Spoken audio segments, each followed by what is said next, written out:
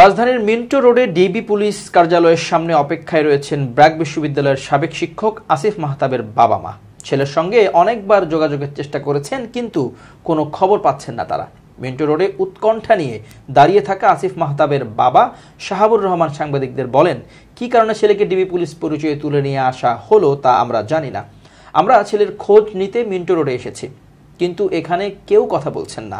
ভেতর থেকে জানানো হচ্ছে আমরা আনলে তো ফোন করে জানাতাম। এই অবস্থায় আমরা শঙ্কায় আছি। আমরা আসলে আসিফ মাহতাবের খোঁজ চাই। আসলে সে কি আছে, থাকলে কেমন আছে, জীবিত আছে, এসব বলেই কান্নায় ভেঙে পড়েন তিনি। পাঠ্য বইয়ের শরীফ থেকে শরীফা গল্পের পাতা ছিঁড়ে আলোচিত সমালোচিত হন ব্র্যাক বিশ্ববিদ্যালয়ের সাবেক শিক্ষক আসিফ মাহতাব।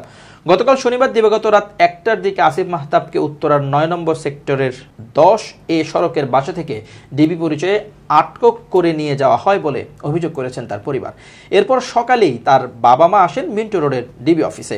বাবা শাহাবুর রহমান বলেন, আমার ছেলে কয়েকদিন আগেও বিদেশ থেকে ডিগ্রি নিয়ে এসেছে। সে শুধু সাধারণ মানুষের কথা বলে, সাধারণ ছাত্রদের অধিকারের কথা বলে। আসিফ সবসময় বলতো পুলিশের প্রতি আমাদের আস্থা আছে। ছেলেকে আটকের বিষয়ে তিনি বলেন, আমার ছেলে ফেসবুকে লেখালেখি করত। ব্র্যাক বিশ্ববিদ্যালয়ে থাকাকালে তো অনেক ঘটনা ঘটেছে, সেটা তো আপনারা জানেন। এরপর সে আর বিশ্ববিদ্যালয়ে পড়াচ্ছে না। আটক কেন করা হলো জানতে চাইলে তিনি বলেন, রাত 1টার দিকে হঠাৎ করে বাসায় নক করেছে। আমার ছেলেই দরজা খুলে দিয়েছে। বাসায় ঢুকে ছেলেকে বলে, আমাদের সঙ্গে আপনাকে যেতে হবে।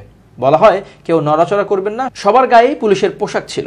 কেন নিয়ে যাওয়া হচ্ছে জানতে চাইলে বলা হয় ওকে জিজ্ঞেস করেন। কোনো কারণ বলেনি। আনার পর কোনো সন্ধানও দিচ্ছে না। তুলে নিয়ে আসার পর ডিবি অফিস থেকে আমাদের কোনো কিছু জানানো হয়নি। মা সালমা জাহান বলেন, ভয়ে আছে। দেশের পরিস্থিতিতে বুঝতেছি অনেককেই তুলে আনা হচ্ছে, কিন্তু আমার ছেলে তো রাজনীতি করে না।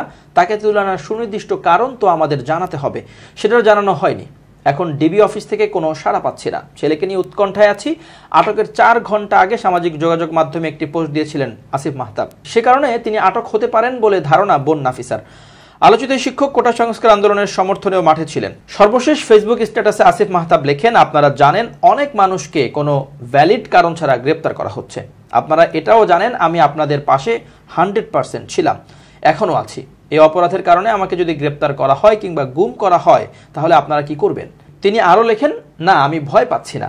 যারা নিরস্ত্র মানুষকে গুলি করে হত্যা করতে পারে ওই কাপুরুষদের ভয় পাবো কেন? আমি মৃত্যুর জন্য সব সময় প্রস্তুত।